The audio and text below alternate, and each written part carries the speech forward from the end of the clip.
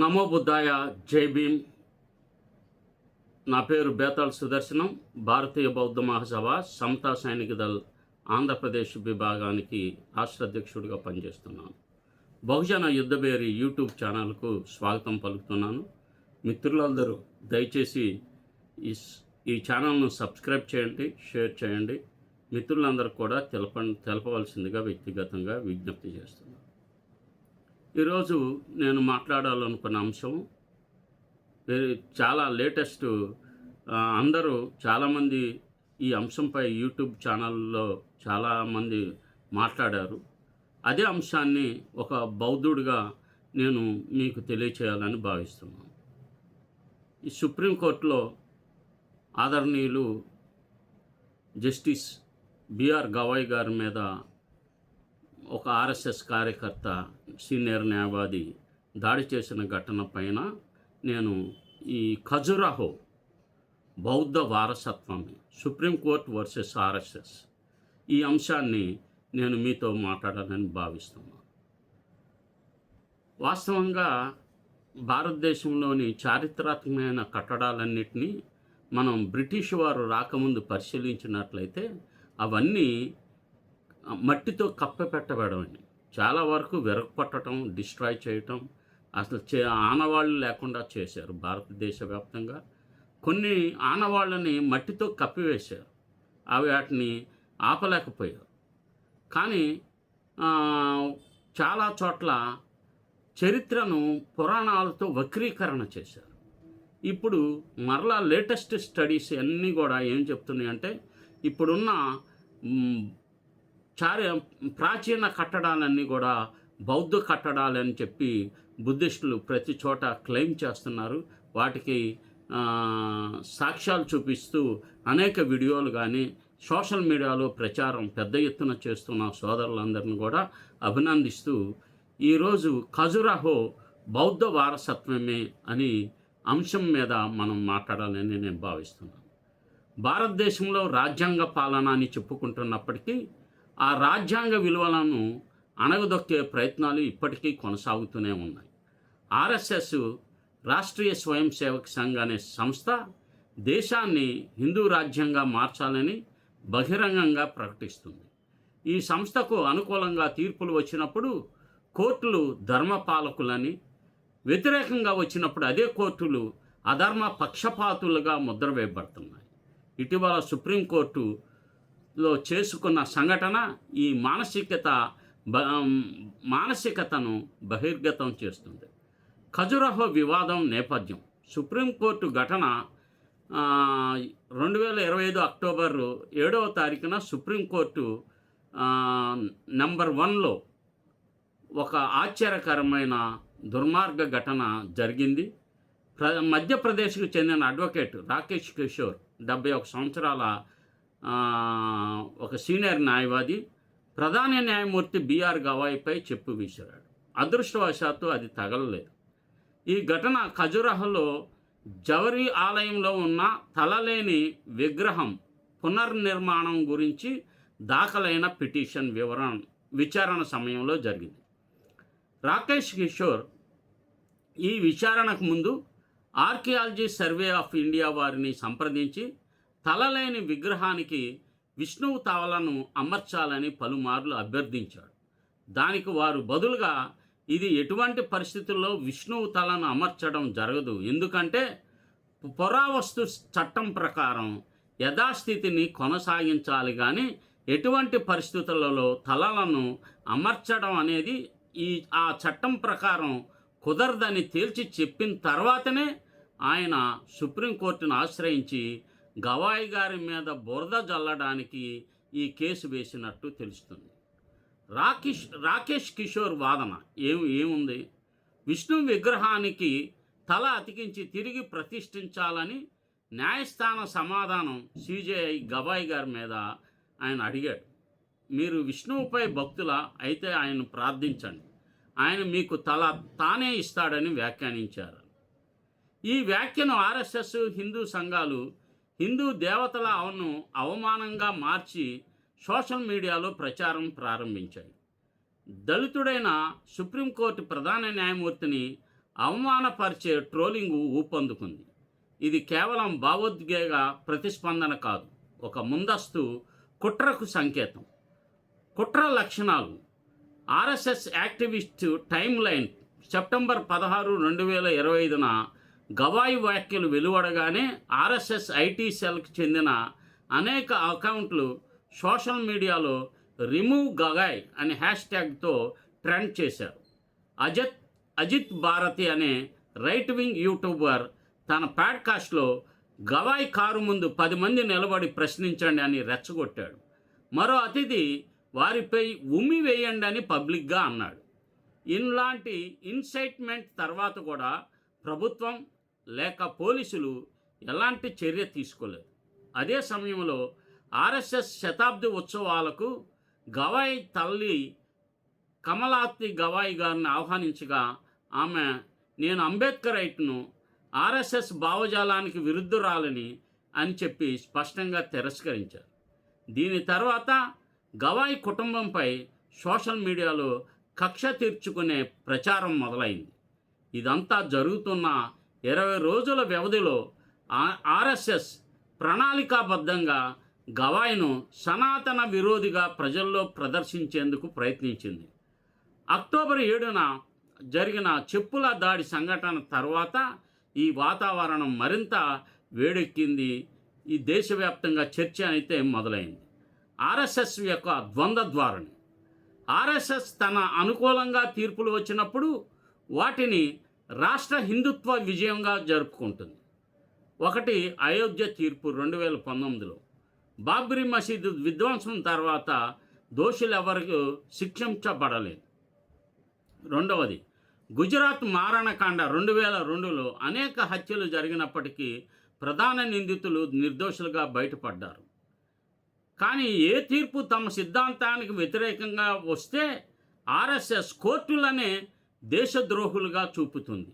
ఇది కేవలం రాజకీయ వ్యూహం కాదు, మనుస్మృతి భావజాలంలో దాగిన దళిత వ్యతిరేక దృష్టికోణం.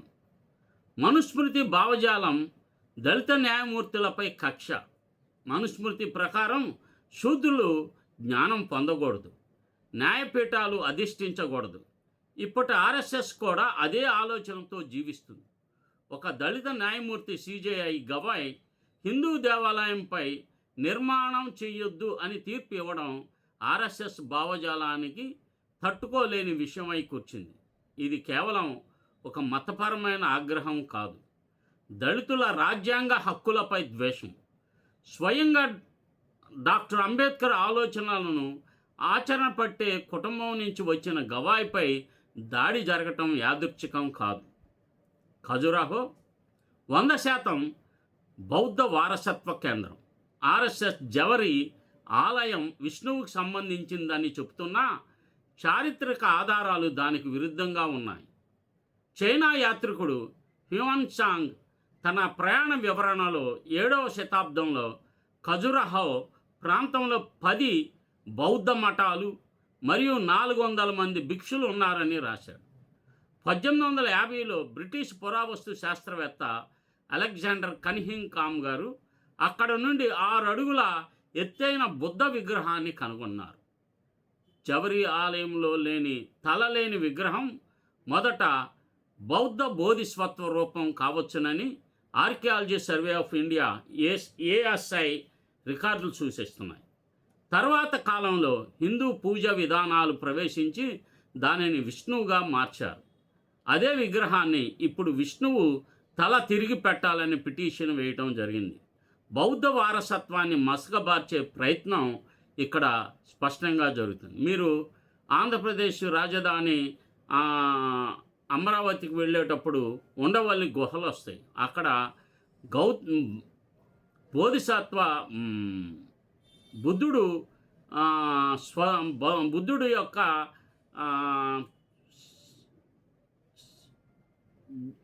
యొక్క విగ్రహం ఉంది. ఆ విగ్రహాన్ని విష్ణువుగా మార్చటం అనేది అక్కడ మనం చూడవచ్చు. కానీ అది వాస్తవంగా బుద్ధుడి విగ్రహమే. కనుక వీళ్ళు అనేక పర్యాయాలు బుద్ధుడిని హిందువుగా భావించి విష్ణువుగా భావించే ప్రయత్నాలు ప్రచారాలు నిరంతరం చేస్తూనే ఉన్నారు. బౌద్ధ వారసత్వ వక్రీకరణ నిరంతరం జరుగుతూనే ఉంది. రాజకీయ హిందుత్వ లక్ష్యం భారతదేశంలో బౌద్ధ చరిత్ర, దళిత సమాజ చరిత్రతో అనుబంధమై ఉంది. అందుకే హిందుత్వ శక్తులు బౌద్ధ ఆలయాలను హిందూ దేవాలయాలుగా మార్చి దళిత గర్వ చిహ్నాలను నశింపజేశారు. సాంచి, ఎల్లోరా, అజంతా మరియు ఇప్పుడు ఖజురహో ఇవన్నీ బౌద్ధ కట్టడాలే, కానీ వాటిని హిందూ పుణ్యక్షేత్రాలుగా మార్చారు. మీరు సాంచి వెళ్ళినప్పుడు మధ్యప్రదేశ్లో విదిశా దగ్గర ఉంటుంది సాంచి. అది కేవలం మట్టితో కప్పిపెట్టబడివేని, పూర్తిగా మట్టితో ఒక కొండలుగా ఎవరికి తెలియకుండా ఉండేటట్లు చేశారు. దాన్ని బ్రిటిష్ వాళ్ళు బయటకు తీశారు. అప్పుడు సాంచీలోని కట్టడాలన్నీ బయటపడినాయి. ఇది కేవలం మతపరమైన పునర్మూల్యాంకనం కాదు, సామాజిక అణిచివేతకు చారిత్రక ముసుగు. రాజ్యాంగం న్యాయానికి వ్యతిరేకంగా హిందుత్వ హింస ఉంది. సుప్రీంకోర్టు ప్రధాన న్యాయమూర్తి దాడి జరిగినప్పటికీ ఆర్ఎస్ఎస్ లేదా దాని అనుచరులపై ఏ చట్టపరమైన చర్యలు ఇప్పటికి కూడా జరగలేదు. దళితులపై జరిగిన ఈ రకమైన సామాజిక దాడులను వ్యక్తిగత చర్యలుగా చూపించడం ద్వారా ఆర్ఎస్ఎస్ కాపాడుతుంది. ఇది ఒక పెద్ద హెచ్చరిక. దేశంలో రాజ్యాంగ పాలన క్రమంగా మనుస్మృతి పాలనగా మారుతున్న సంకేతం. బౌద్ధ చరిత్రను కాపాడటం, దళితుల న్యాయ హక్కులను రక్షించడం మరియు రాజ్యాంగ విలువలను నిలబెట్టడం ఇవే నిజమైన భారతీయ ధర్మం. కనుక అందరూ #RSS threatens justice, Khajuraho Buddha versus Hindutva politics అనే ఒక హ్యాష్ట్యాగ్ ద్వారా ప్రచారం చేయండి. కనుక ఈ యొక్క అంశాన్ని సీరియస్గా తీసుకొని బౌద్ధ వారసత్వాన్ని మనం కాపాడుకోవాలని రాజ్యాంగబద్ధంగా మీకు తెలియజేస్తున్నాను. జై భీమ్, జై బౌద్ధ ధర్మం, నమో బుద్ధాయ, జై భీమ్, జై సంవిధాన్. ఈ యొక్క బహుజన యుద్ధభేరి యూట్యూబ్ ఛానల్ను సబ్స్క్రైబ్ చేయండి, షేర్ చేయండి, అందరికీ తెలిసే విధంగా ప్రచారం చేయవలసిందిగా నేను విజ్ఞప్తి చేస్తున్నాను.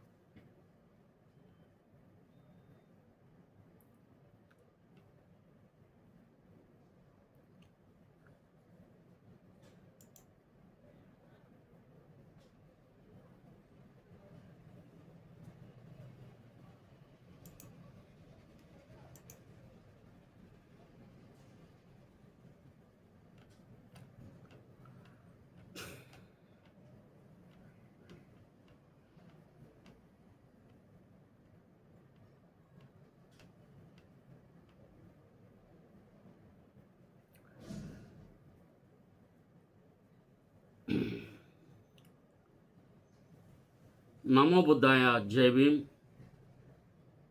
జై భారత్, జై సంవిధాన్. నా పేరు బేతాళ్ సుదర్శనం.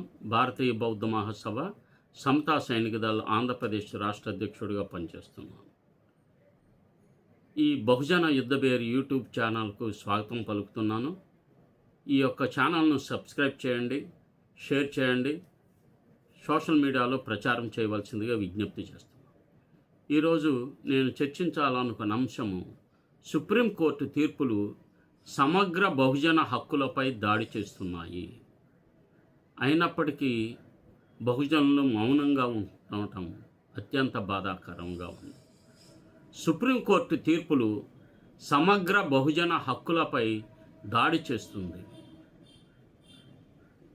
ఈ మధ్య సుప్రీంకోర్టు ప్రధాన న్యాయమూర్తి జస్టిస్ బిఎస్ గవాయ్ గారి మీద ఆర్ఎస్ఎస్కి చెందిన సీనియర్ న్యాయవాది రాకేష్ కిషోర్ బూటు విసిరిన ఘటన తర్వాత బహుజన హక్కులపై జరిగిన దాడిగా మేము పూర్తిగా ఖండిస్తున్నాము.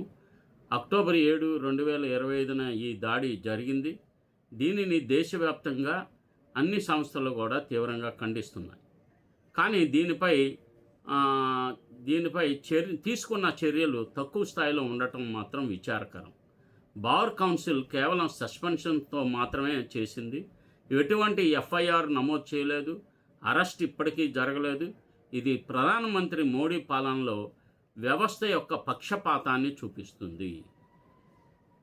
ఈ సంఘటనని ఉపేక్షించకూడదు.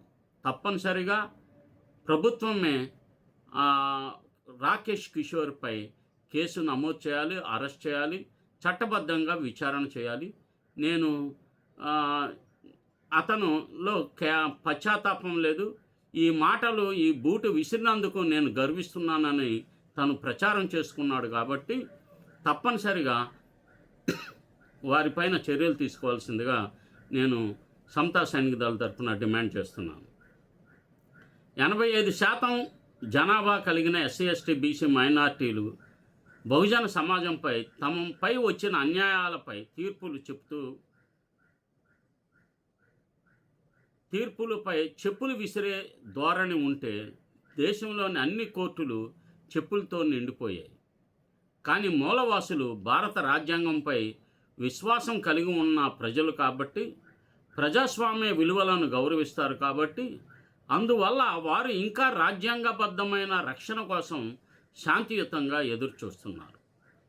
భారత రాజ్యాంగం సామాజిక న్యాయం, సమానత్వం ఆర్టికల్ 14, 15, 16 మరియు వెనుకబడిన వర్గాల అభివృద్ధి ఆర్టికల్ 46ని మౌలిక హక్కులుగా గుర్తించింది.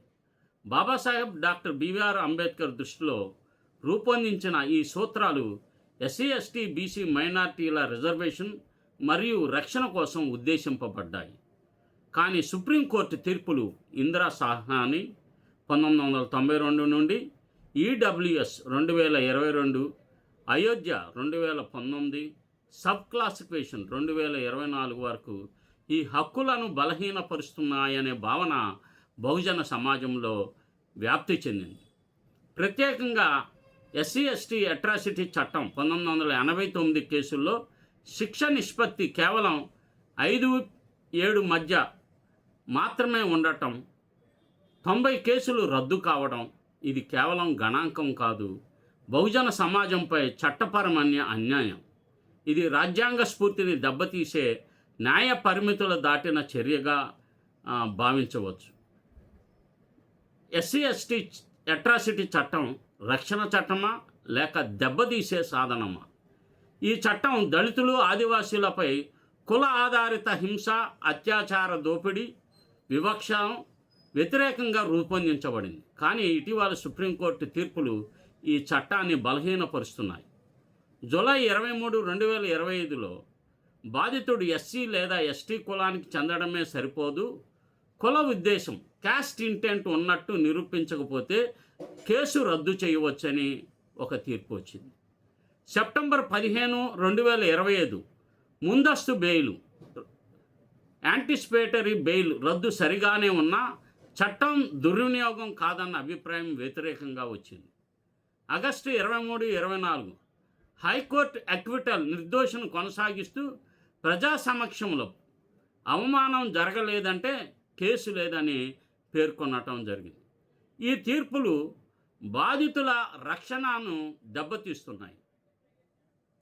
ఎన్సీఆర్బి 2024 నేషనల్ క్రైమ్ రిపోర్టు మనం పరిశీలిస్తే దళితులు, ఆదివాసీలపై 50,000 కంటే ఎక్కువ కేసులు నమోదయ్యాయి. 2018లో డాక్టర్ సుభాష్ కాశీనాథ్ మహాజన్ కేసులో కూడా మిస్యూజ్ను అరికట్టడం పేరుతో చట్టాన్ని బలహీనపరిచారు. దీని ఫలితంగా దేశవ్యాప్తంగా నిరసనలు జరిగాయి. ఈ చట్టం ప్రకారం కేసులు ప్రాథమిక ఆధారంగా నమోదవుతాయి. ముందస్తు బెయిల్ అనుమతించబడదు. కానీ 2023లో 57,789 ఎస్సీలపై, 12,960 ఎస్టీలపై కేసులు నమోదైన శిక్ష నిష్పత్తి కేవలం 5-7% మాత్రమే ఉంది. 2022లో 67,000 కేసుల్లో కేవలం 32% విచారణలు పూర్తయి, మిగతాయి పెండింగు లేదా రద్దయ్యాయి. ఇది కేవలం సాంకేతిక లోపం కాదు, తీర్పుల ప్రభావం. కుల ఉద్దేశం అనే కొత్త అర్థాలు చట్టాన్ని ప్రజారక్షణ సాధనంగా కాకుండా రక్షిత వర్గాలపై మోపే అడ్డంకిగా మారుతున్నాయి. ఇంకా రెండో అంశం ఇందిరా సాహ్ని తీర్పు. 50% పరిమిత రాజ్యాంగ విరుద్ధమైన న్యాయ పరిమితి. ఇందిరా సాహ్ని తీర్పు ద్వారా ఓబీసీలకు 27% రిజర్వేషన్ నిలిపి ఉంచిన మొత్తం రిజర్వేషన్ను 50%కి పరిమితం చేసింది. కానీ రాజ్యాంగంలో ఆర్టికల్ 16(4)లో ఎలాంటి పరిమితి లేదు. ఇది కోర్టు తనే సృష్టించిన నియమము. ఈ నిర్ణయం ఫలితంగా బహుజన వర్గాల అభివృద్ధి ఆగిపోయింది. ఎస్సీ ఎస్టీల్లో పదోన్నతి రిజర్వేషన్ను పనితీరు తగ్గుతుంది అనే పేరుతో అడ్డుకున్నారు. కోర్టులు తమ అధికారం ఆర్టికల్ 32/2226ను వాడి ప్రభుత్వ పాలసీని ప్రభావితం చేశాయి. ఇది న్యాయ వ్యవస్థలో కులపరమైన పక్షపాతాన్ని సూచిస్తుంది. ఉన్నత కులాలు మెజార్టీగా ఉన్నందున బహుజన అభివృద్ధికి అడ్డంకులు ఎదుర్కొంటున్నాయి.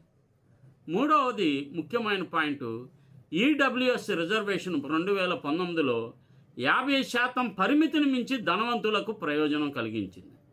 103వ రాజ్యాంగ సవరణ ద్వారా ప్రవేశపెట్టబడిన ఆర్థికంగా బలహీన వర్గాల ఈడబ్ల్యూఎస్ రిజర్వేషను 2022 నవంబర్ 7 సుప్రీంకోర్టు 3:2 అధికుల తీర్పుతో నిలిచింది. దీని ద్వారా మొత్తం రిజర్వేషను 59.5కి చేరింది.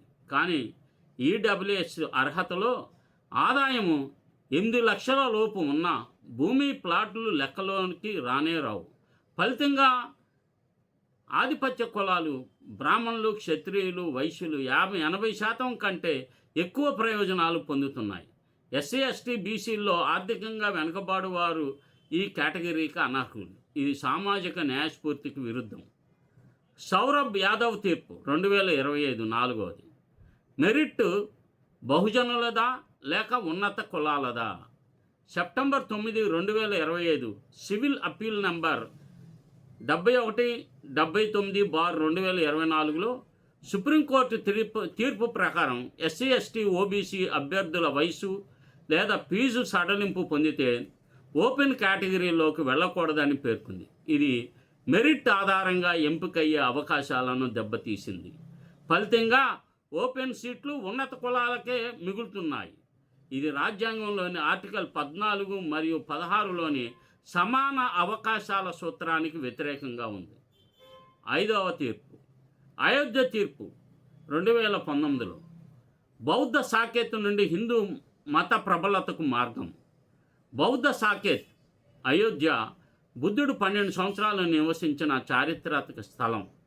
పురావస్తు తవ్వకాలలో బౌద్ధ అవశేషాలు లభించిన 2019 నవంబర్ 9 తీర్పులో సుప్రీంకోర్టు అవి నిర్లక్ష్యం చేసి 2.77 ఎకరాలను రామజన్మ ట్రస్టుకు ఇచ్చింది. ఇది బౌద్ధ దళిత చరిత్రపై దెబ్బ. బౌద్ధ ధర్మం దళిత విముక్తి మార్గం అయినప్పటికీ కోర్టు హిందూ మెజార్టీకి అనుకూలంగా తీర్పు ఇచ్చిందనే విమర్శలు బలంగా ఉన్నాయి. చివరిగా జస్టిస్ బెల్లా ఎం త్రివేది గారి డిసెంట్ నోటు, రాజ్యాంగ రక్షణకు నిలువెత్తు దీపం. 2024 ఆగస్టు 1న 7 బెంచీల తీర్పులో ఆమె ఒక్కరే వ్యతిరేకించారు. ఆమె అభిప్రాయం ప్రకారం ఎస్సీలు ఏకరూప వర్గము, హోమోజినస్ వారు, అందరూ అంటరానితనం వలన సమానంగా వెనుకబడ్డారు కాబట్టి విభజించకూడదు. ఆర్టికల్ 341 ఉల్లంఘన. రాష్ట్రాలు సబ్ క్లాసిఫికేషన్ చేస్తే అది పార్లమెంట్ అధికారంపై దెబ్బ. సమానత్వం భంగము. సబ్ క్లాసిఫికేషన్ వలన కొన్ని వర్గాలు అన్యాయంగా నష్టపోతాయి. చిన్నయ్య తీర్పు 2004 అది సరైనదే. మెజారిటీ దానిని తప్పుగా ఓవర్ రూల్ చేసింది. క్రీమీ లేయర్కు వ్యతిరేకము. ఎస్సీల్లో ఆర్థిక ఆధారంగా మినహాయింపు అన్యాయము. అందరూ కుల వివక్షత కారణంగానే వెనుకబడిన వారే. జస్టిస్ బెల్లా త్రివేది గారి మాటల్లో, మీరు ప్రత్యక్షంగా చేయలేని దానిని పరోక్షంగా చేయకూడదు. ఇది రాజ్యాంగ స్ఫూర్తికి ప్రతిబింబించే అత్యంత బలమైన వ్యాఖ్య. కోర్టులు బహుజన వ్యతిరేకమా? Indira Sawhney, EWS, Ayodhya, atrocity act, sub classification వంటి తీర్పులు బహుజన హక్కులను దెబ్బతీస్తున్నాయి. రాజ్యాంగం సామాజిక న్యాయాన్ని కాపాడాలని చెప్తుంటే తీర్పులు మనుస్మృతి భావజాలానికి అనుకూలంగా ఉన్నాయి. అయినా బహుజనులు రాజ్యాంగాన్ని రక్షించేందుకు శాంతియుత పోరాటం మార్గాన్ని ఎంచుకుంటున్నారు. రివ్యూ పిటిషన్లు, రాజ్యాంగ సవరణలు, ప్రజా నిరసనలు, భీమా కొరేగావ్ వంటివి తిరిగి చేయగలిగితేనే ఇంత అనర్థాలను ఎదుర్కొనే అవకాశం మనకు వస్తుంది. కేవలం సోషల్ మీడియా ప్రచారం వలన కాదు, బయటకు వచ్చి బహుజన సమాజం, ఎస్సీ ఎస్టీ బీసీ మైనార్టీలు ఇంత భయంకరమైన తీర్పులు ఇస్తుంటే వాటిని రాజ్యాంగ సవరణకు కూడా పోరాటాలు చేయకుండా ఎవరికి వాళ్ళే నిమ్మకు ఉంటే అనేక హక్కులు రాబోయే తరాలు పోగొట్టుకుంటాయి. ఇప్పటికే రాజ్యాంగం బహుజనులు కల్పించిన హక్కులన్నీ కూడా నిర్వీర్యం అయిపోతున్నాయి. భవిష్యత్తులో మన బిడ్డలకి ఎలాంటి హక్కులు కూడా ఉండకుండా చేయడానికి దళితులనే ఉపయోగిస్తారు, బీసీలనే ఉపయోగిస్తారు. దళితుల చేతనే దళిత హక్కులను నిర్వీర్యం చేస్తారు, బీసీలతోనే బీసీల హక్కులను నిర్వీర్యం చేస్తారు. ఇది గవాయి గారి ద్వారా అన్నా చేయించవచ్చు, లేక మరొక బీసీ జస్టిస్ ద్వారా అయినా చేయొచ్చు, ఇంకా ఎవరి ద్వారా అయినా బీసీ ముఖ్యమంత్రుల ద్వారా అయినా చేయించవచ్చు. ఆర్ఎస్ఎస్ ఆ విధంగా ప్రణాళికబద్ధంగా బహుజనులను హక్కులను నిర్వీర్యం చేయడానికి నిరంతరం పనిచేస్తున్నది. దీనికి ప్రజలు సమాయత్తం కావాలని విజ్ఞప్తి చేస్తున్నాను. నమో బుద్ధాయ, జై భీమ్, జై భారత్, జై సంవిధాన్. ఈ బహుజన యుద్ధభేరి యూట్యూబ్ ఛానల్ను సబ్స్క్రైబ్ చేయండి, షేర్ చేయండి, ప్రచారం చేయండి. ఈ సంఘటితంగా సామాజిక ఉద్యమాన్ని నిర్మిస్తారని చెప్పి భావిస్తున్నాను. జై భీమ్.